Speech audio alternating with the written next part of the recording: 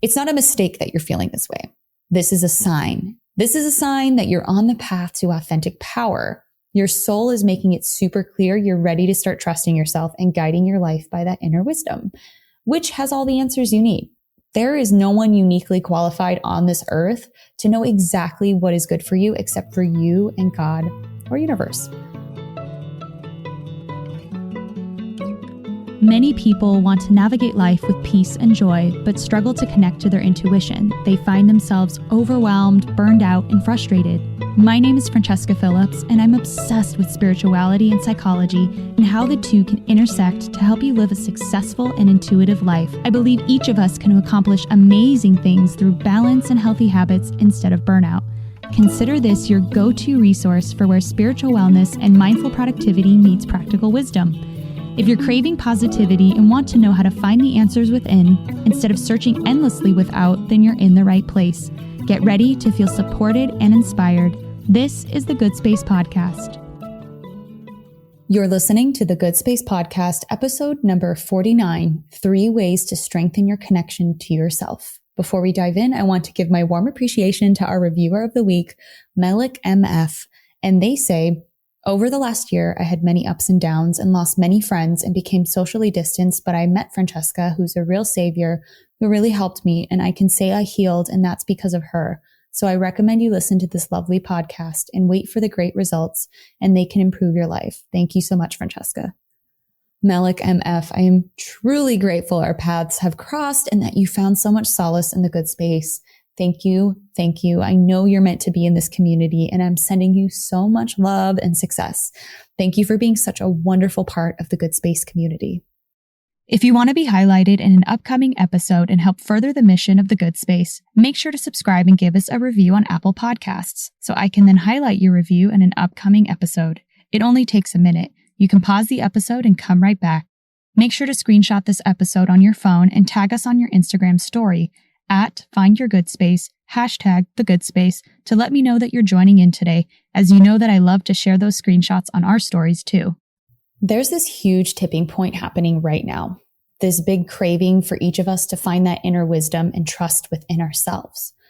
I hope that I'm not the only person who feels right now that you're being spoken at by so many influencers, so many thought leaders, so many experts, and you're tired of hearing those voices. I want to learn to hear my own wisdom, my own voice, and I've never felt this pull so strongly like I have these last couple of weeks. I don't know what it is, if it's coming with age or just experience or just the right questions or a combination of everything. It's been tugging on my heart, and I've been sitting with it for a couple of weeks. If you're tired of hearing those voices and messages being thrown at you, welcome. This is the episode for you. And so the question that I want to kind of work through is, what's the next step? What do we do from here? Right? So you have this desire, this pull to connect to your inner wisdom. And the answer is we self-connect. That is the call. That is the call that you're receiving from yourself of like, hey, it's time to listen. So this is when we strip away the unnecessary, simplify our focus, and tune into that inner voice.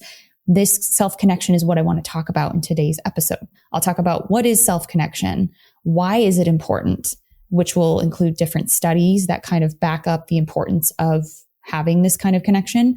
And then we're going to talk about why busyness has become this badge of honor. Like, why is it that this is how the world operates? And then I'm going to give you 3 small but also deep tips on how to start down that road to self-connection. So I hope you like it. I think they are the things that I have definitely tuned into and I've seen make a huge difference in my own life. So I hope that it helps you as well. It's not a mistake that you're feeling this way. This is a sign. This is a sign that you're on the path to authentic power. Your soul is making it super clear you're ready to start trusting yourself and guiding your life by that inner wisdom, which has all the answers you need. There is no one uniquely qualified on this earth to know exactly what is good for you except for you and God or universe. All right, so what is self-connection? There's a slight difference between awareness and self-awareness. Scott Jeffrey, the founder of CEO Sage, says, while awareness is knowing what's happening around you, self-awareness is knowing what you're experiencing. Self-awareness is the ability to know what we are doing as we do it and understand why we are doing it. End quote. In this context of listening too much to outside voices, many times we do it because we don't trust ourselves.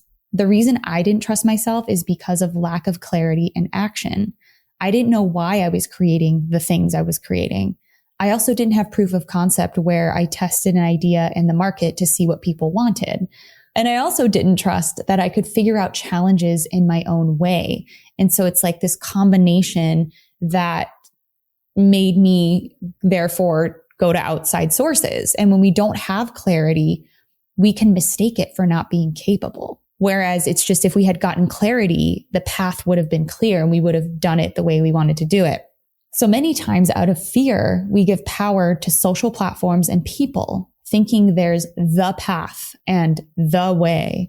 The world's attached so much importance to visibility and success that many of us fear being seen as invisible or irrelevant if we don't obsess over social media and constant connectivity. I've had many conversations with entrepreneurs and just people in general where they feel like if they're not on social media, that they could never succeed in anything that they wanted to do.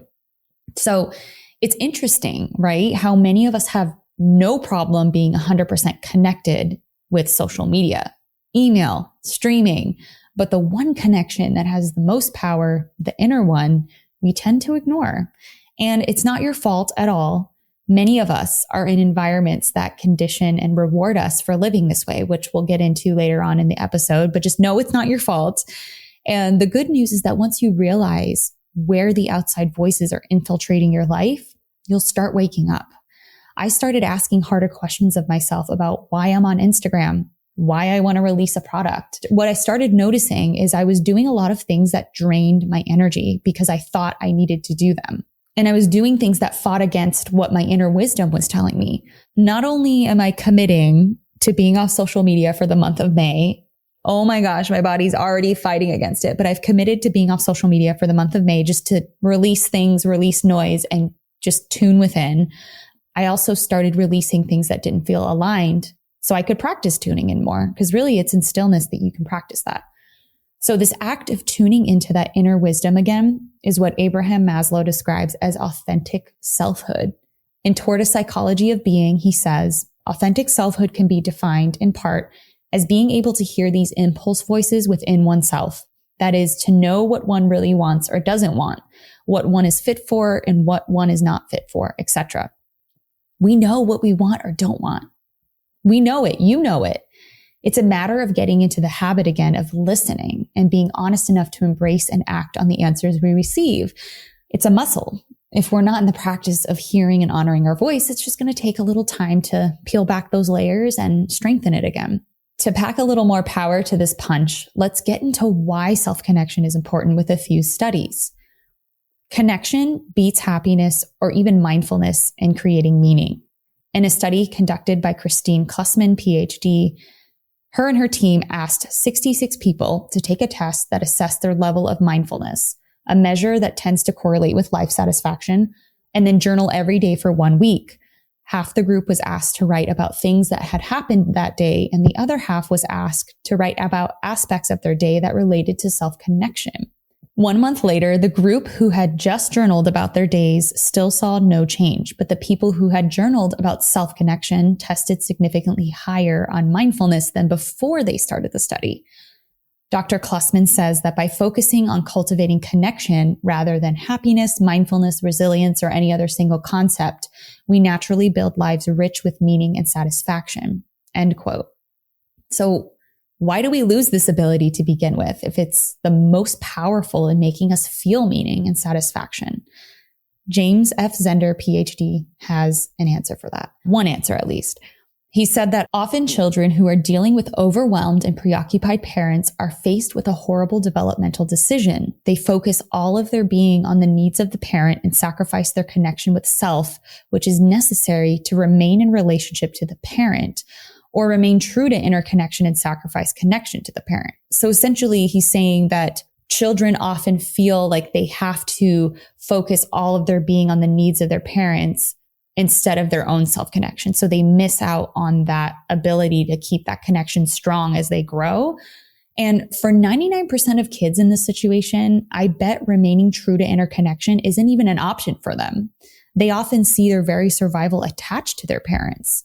So what a sticky situation to be in, right? We're all just trying our best here, but that's definitely a huge reason why many of us lose that self-connection. And I don't believe this is the only way one can find themselves disconnected, but it's probably one of the biggest. Either way, we learn early in life to trade in self-connection for other ways of being. The good news is that James F. Zender, PhD, also says that the core of self-healing begins with awareness and recognition that there is inner discord that has perhaps sounded from the beginning of one's existence. Simply understanding how the separation from self may have resulted can bring a sense of relief. Learning to recognize and validate one's own needs is a huge step towards self-healing. Okay, so far we got down what self-connection is and why it's important to have. So before we jump into a few ways to strengthen that connection, I want to make a distinction though between getting support and making your own decisions, because I don't think this is black and white, and I would be doing a disservice to you to not cover other parts of this. Busyness isn't a badge of honor. Busyness isn't the badge of honor the world makes it out to be. It's only because no one knows how to measure productivity outside of factory line work, so they needed another physical representation. Busyness should do the trick. That's probably what they subconsciously were thinking. Like back in the 1800s when people were still planning cities around the need to board horses. Then the car came into the picture and changed everything. Those city planners had no foresight into what would replace the horse and buggy. How could they? They only knew how things had been done until that point.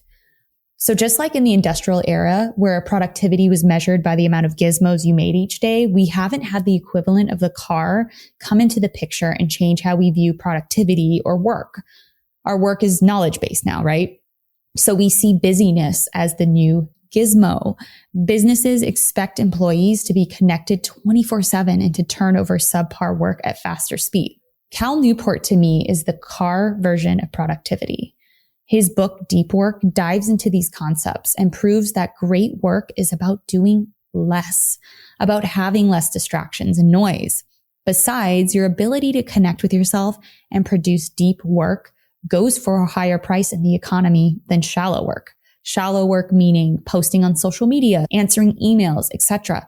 Essentially, shallow work are tasks that a 6-year-old could do, or something that's easily replicated and doesn't actually add new value to the world. The one thing that I've learned is that we need to stop hiring out the deep work only we know the answers to. I'm a copywriter and see the difference between the clients who have a clear vision of who they're serving and ones who hope I can figure it out for them. The ones with clarity grow with ease and get the coolest collaborations. One of my clients worked with a huge public figure on a Netflix documentary that's nominated for an Oscar. Then there have been a few clients who think they need a copywriter, but actually they just need time clarifying their vision and then they would be good. There's only been one client where we had to part ways halfway through a project. She came to me with one vision for her business, but as we got to work, she kept changing it multiple times. She also was going to Facebook groups and friends for opinions, so she flip-flopped back and forth daily. And it broke my heart to see her distrust herself so much. She had been running her business for over 10 years and hadn't gotten close to 6 figures yet, in an industry where you could easily make triple that amount. And it was because she was hiring out the job that she needed to do herself, which was to get that clarity for her vision and what she wanted to do specifically. We have to commit to taking the shaky, uncomfortable steps toward what our voices tell us. There's no way to outsource or delay the process. If you want to have the strong self-connection, you have to do the work. I've had to throw out almost everything from other people's voices over the last couple years. Now I finally feel like I'm becoming myself again. Like this person who is me has just risen from the ashes and is like, I'm here. It feels exhilarating. But at the same time, I'm like, dang it. Why didn't I figure this out sooner? I mean, granted, I knew a lot of this already. I just didn't click into it and take it seriously until now. So whatevs. But I'm here now and that's what counts, right? And you're here now and that's what matters and that's what counts. All right. So here's what you can do now to start down the road to self-connection. The first one is develop the observing self. This means becoming more conscious of your thoughts and emotions and separating your sense of self from them. Scott Jeffrey says the reason we are largely unconscious to our behavior is that our egos act autonomously. We have no one monitoring our thoughts, feelings, actions, and behavior from moment to moment. So without this observing self, it's easy to fall prey to our ever-changing emotions and allow the voices of those outside of us to influence us. To develop this practice of being able to observe the behavior and the thoughts and the emotions, meditation is probably the best way to do it. Practicing meditation using the Headspace app for beginners or the Chopra app for more intermediate practices, gentle yoga, yoga nidra, reading The Seat of the Soul by Gary Zukav or The Untethered Soul by Michael Singer, journaling. These are all amazing, wonderful ways to practice that self-observation. And everything I just said is written in the show notes. So if you wanted to write it down or remember what it was, you can check it out there. Scott Jeffrey also continues to talk about self-leadership. So self-leadership is a little different than observing the self or even just self-awareness, but self-leadership is taking away authority from people, groups, or institutions and placing that authority and responsibility back onto ourselves for our behavior. He says that developmental psychologist Suzanne Cook-Greuter says less than 3% of adults ever reach this point where they take full responsibility and authority for behavior. It's not a lot. I know you want to have this sense of self-leadership. Otherwise, you wouldn't be a part of the Good Space community. This idea of taking full responsibility for your thoughts and actions puts you in that 3%, and it starts with observing the self. Connecting within and having the emotional experience to understand what you experience on a physical and emotional level, then using that information to continue evolving higher and higher. This literally is the key. I can just tell you from personal experience, from studies, from books, from everything that I've taken in over the years, over the many years, that this is the key. Develop the observing self and you will already be miles and miles ahead of most of the population. I could go on and on about this. It's amazing. The second tip that I would give you is notice and name your feelings. Christine Klussman, PhD, says, self-connection is a state of being, one in which you regularly tune into your own emotional, spiritual, and physical needs and honor them in your daily actions, end quote. This is like a 4-step process. Tuning into your emotional, spiritual, and physical needs, 3 important parts of the whole, right? Then honoring those needs through your daily actions. So that pairing of awareness and action is also magic and the key to having that self-connection. So how can you start tuning in more? For me, it's a morning routine. This is the number one thing I tell anybody who asks me what they can do to start feeling better and feeling more peace in their life. Morning routine is incredible. It really is a great way to start your day aligned. So this is a great way to touch mainly on the emotional and spiritual needs that you have. So my morning routine personality type is emotional practical, which means I like a routine that's the same every day. So it's prayer, meditation, daily pages, then creative work. Some mornings when my body feels a little achy, I'll do gentle yoga. Otherwise, I have workouts scheduled throughout the week to support the physical aspect. A morning routine is the easiest way to start. If you haven't downloaded my free morning routine guide, do it now. The link is in the show notes. It's so extensive. It walks you step by step how to make your own. It gives you links and resources and tells you how to figure out what your personality type is and then what my routine is. So it's really, really awesome. So this is another thought that's come into my mind and I've had a few friends talk with me about over the years is when it comes to tuning in, how do you tell the difference between a fear-based answer from the ego and the voice of the higher self? This is such a great question. It gives me chills. This was something I struggled with for so many years in my early 20s. I would pray, then instantly feel fear because what if God tells me to do something I don't want to do? Or I would already know the answer, then doubt myself because how can it be that easy? I'm a totally different person now. I've changed so many beliefs that are behind those kinds of questions. I know how to hear my inner wisdom and catch the ego. I know that every answer is already within, that if I don't get an immediate answer, it means I'm not ready for it, or things are happening in the world to conspire for me to receive it. But these kinds of doubts are very natural and normal if you're in the beginning stages of figuring out how to hear yourself. So do not feel discouraged. Don't feel like you're doing something wrong if you are scared of the answer you might receive or you doubt yourself in the answer that you do get. This is all completely normal, and you can absolutely work through this and learn to trust yourself more. But there's someone who explains knowing the difference between the fear-based ego and the higher self so well. So I want to quote her because it's just said so perfectly. Irina Yuge on a Mind Valley article says, if you feel physical sensations of anxiety, tension, fear, or anger, you are talking to the ego. The ego creates its identity around pain. That's what it knows. That's what it's comfortable with, and that's the language it understands. It wants to keep identifying with that negativity because then it has an identity. If you feel physical sensations of lightness, love, energy, happiness, etc., you are talking to the higher self. There is no identity in the higher self. It's just energy with no beginning and no end. The natural state of the higher self is free, loving, and joyful. One method is to ask yes or no questions and then listen for the immediate answer, sometimes even before you finish the question. This immediate response is probably your higher self, bypassing the programming of the mind. If you were to give yourself time to analyze your question, believe me, the ego would start chiming in with its usual negative chatter. End quote. This was so powerful. Usually the answer you get before you even finish the question, before you start analyzing, that's probably your higher self, especially if you feel that free, open, loving, joyful energy. Anything that feels negative or lower energy or doubtful, that's definitely the ego. So that's a pretty good start. Start practicing this though by noticing and naming your feelings, because that can be helpful, right? If you start noticing, oh, I'm angry, or oh, I'm happy, or I'm sad. Those are things that you recognize and are experiencing, and you can feel it, right? So the more you can practice naming and feeling things, the better able you can practice naming and feeling what your higher self is telling you. So you can start small, again, by noticing the emotion itself, like how you say, oh, I'm feeling anger in the body. It's in my heart, in my stomach, knowing where the place that it's happening. Then observe it and let it build and peak so you can release it. Because when we don't give ourselves time to experience emotions, that's when they get trapped.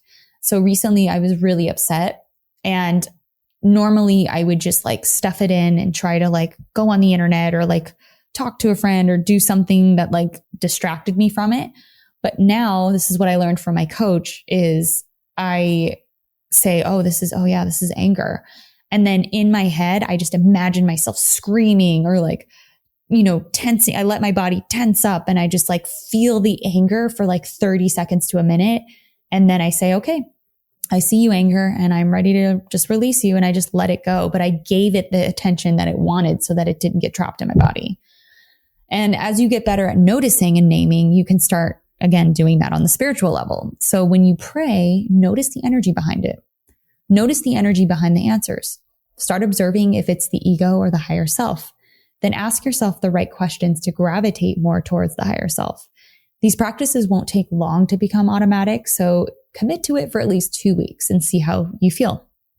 So the third tip is feel good.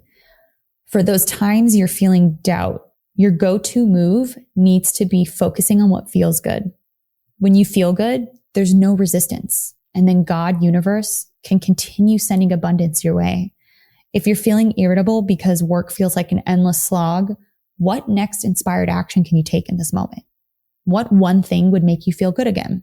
It may be taking a quick nap, a walk, or working on another aspect of the project that's more enjoyable. Or if you're watching a YouTube video from a thought leader and feel resistance, shut it off.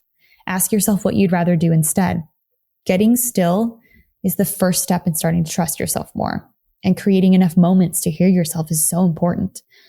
Another way I like to feel good is asking myself what narrative I'm telling myself, especially when I feel sad or discouraged.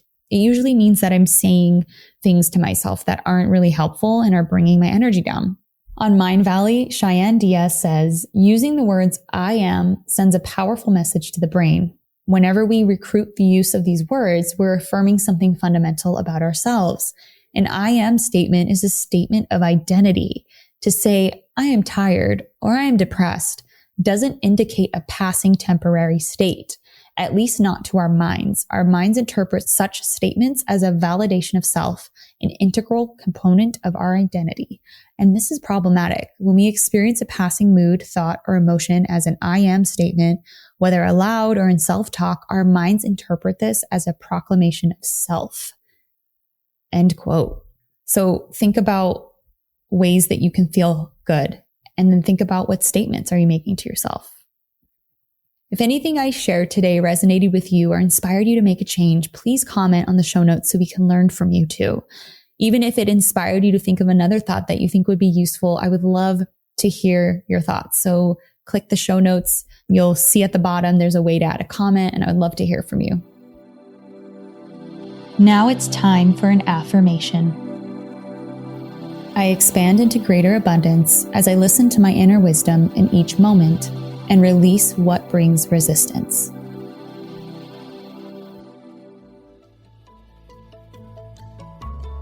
If you found today's tips inspiring or thought-provoking, share it right now on social media and make sure to tag me at Francesca A. Phillips or at Find Your Good Space, and also weigh in the comment section at findyourgoodspace.com.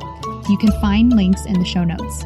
And if you have a spiritual or mindfulness problem that you want me to unpack on an upcoming The Good Space episode, or an awesome manifesting story you want to share, give my podcast phone line a ring right now at 917-719-0867. Also, don't forget to download my free morning routine guide. It's what helped me reduce my anxiety, increase productivity, and so much more. The link to everything I mentioned is in the show notes. See you soon.